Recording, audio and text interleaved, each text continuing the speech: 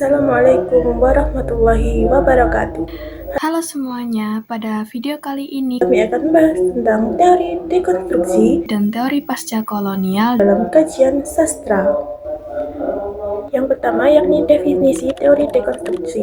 Dekonstruksi merupakan konsep yang dipopulerkan oleh Derrida, seorang filsuf asal Prancis yang sangat berpengaruh dalam bidang filsafat, bahasa, dan sastra. Istilah dekonstruksi berasal dari bahasa Prancis déconstruire, yang berarti membongkar atau mengurai suatu bangunan makna yang selama ini dianggap sudah mapan.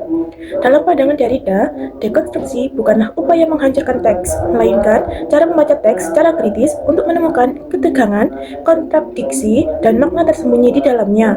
Derrida menolak gagasan bahwa teks memiliki satu mana tunggal yang pasti. Menurutnya, bahasa bersifat tidak stabil sehingga makna selalu bisa berubah tergantung konteks dan pembacanya. Artinya, makna tidak sepenuhnya ditentukan oleh pengarang. Setelah teks dipublikasikan, teks menjadi terbuka terhadap berbagai penafsiran. Hal ini sejalan dengan pemikiran Paul Ricoeur yang menyatakan bahwa teks memiliki otonomi makna, sehingga pembaca memiliki peran penting dalam membentuk arti sebuah karya sastra. Dekonstruksi juga mengkritik oposisi biner seperti benar, salah, pusat, pinggiran, laki-laki, perempuan, atau barat-timur. Oposisi ini sering disusun secara hierarki, di mana satu pihak dianggap lebih unggul.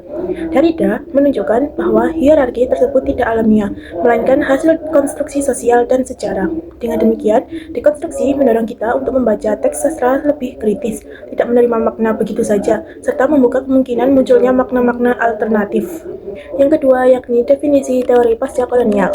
Teori pasca kolonial merupakan pendekatan kritis yang digunakan untuk mengkaji dampak kolonialisme terhadap masyarakat yang pernah dijajah. Kajian ini mencakup aspek sejarah, budaya, identitas, bahasa, politik, dan sastra. Dalam konteks sastra, teori pasca kolonial menyoroti bagaimana bangsa penjajah, khususnya Barat, membangun representasi tentang bangsa terjajah atau Timur. Representasi tersebut seringkali bersifat stereotip, seperti menggambarkan Timur sebagai terbelakang, irasional, pasif. Sementara Barat diposisikan sebagai modern, rasional, dan superior. Teori ini berusaha membongkar cara berpikir kolonial tersebut, serta menghadirkan kembali suara dan pengalaman masyarakat yang selama ini terpinggirkan. Oleh karena itu, pasca kolonialisme tidak hanya membahas tentang masa lalu kolonial, tetapi juga bagaimana warisan kolonial masih memengaruhi kehidupan dan cara berpikir masyarakat hingga saat ini. tokoh pencetus teori dekonstruksi dan teori pasca kolonial. Yang pertama ada tokoh pencetus teori dekonstruksi. Tokoh utama dalam teori dekonstruksi adalah Jacques Derrida. Derrida menjelaskan bahwa dekonstruksi merupakan cara membaca teks dari dalam, dengan menelusuri kontradiksi yang justru meruntuhkan makna yang tampak stabil. Pemikiran Derrida tertuang dalam beberapa karya penting seperti yang pertama ada Of Grammatology, yang kedua ada Writing and Difference, dan yang ketiga ada Speech and Phenomena.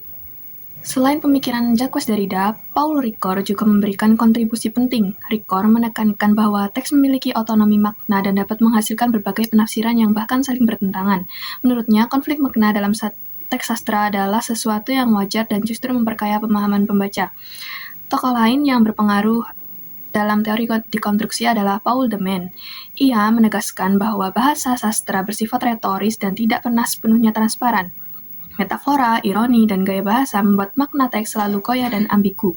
Ketiga tokoh ini sepakat bahwa sastra tidak memiliki makna tunggal, tetapi mereka memiliki fokus yang berbeda, Derrida pada struktur makna, Ricoeur pada penafsiran, dan de Man pada bahasa retoris. Yang kedua ada tokoh pencetus teori pasca kolonial. Tokoh yang pertama ada Edward Said. Melalui bukunya Orientalism, Said mengkritik cara Barat membangun pengetahuan tentang Timur. Menurutnya, Orientalisme adalah cara Barat untuk mendominasi dan mengontrol Timur melalui wacana budaya dan ilmu pengetahuan. Tokoh yang kedua ada Homikei Baba, yang memperkenalkan konsep mimikri, hibriditas, dan third space.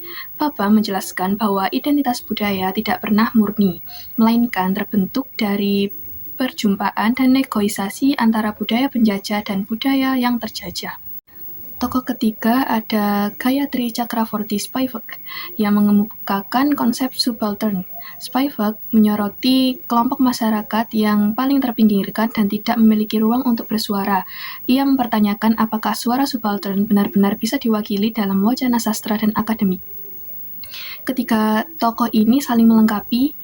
Yang pertama ada Said yang membongkar wacana Kemudian, kolonial, bab ketiga, Baba indikator menyoroti identitas analisis. hibrida, dan Yang Spivak pertama, menekankan indikator teori etika representasi dekonstruksi. dan suara. Teori dekonstruksi digunakan untuk menganalisis teks sastra dengan fokus pada ketidakpastian makna. Indikatornya meliputi yang pertama, ketidakstabilan makna. Makna dalam teks tidak tunggal dan selalu terbuka untuk ditafsirkan ulang. Yang kedua, oposisi biner. Pasangan makna berlawanan tidak bersifat mutlak dan seringkali timpang. Yang ketiga, kontradiksi internal. Teks sering meruntuhkan nilai yang dibangunnya sendiri. Yang keempat, otonomi teks. Makna tidak sepenuhnya dikendalikan oleh pengarang. Yang kelima, peran bahasa. Bahasa membentuk sekaligus menggeser makna. Yang keenam, pembacaan kritis. Digunakan untuk mengungkap ideologi tersembunyi. Kemudian masuk yang indikator teori pascakolonial. Teori pascakolonial digunakan untuk melihat dampak kolonialisme dalam teks sastra dengan indikatornya sebagai berikut. Yang pertama, representasi kolonial. Timur sering digambarkan secara stereotip oleh Barat. Yang kedua, relasi kuasa. Adanya ketimpangan antara penjajah dan terjajah. Yang ketiga, identitas hibrida.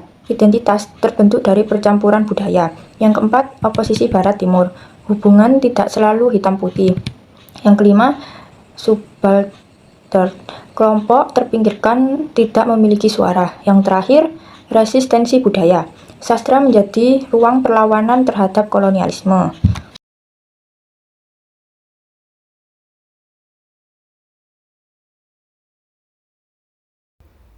Melalui teori dekonstruksi dan pascakolonial, Kita dapat membaca karya sastra secara lebih kritis dan mendalam. sastra tidak hanya menjadi cerita, tetapi juga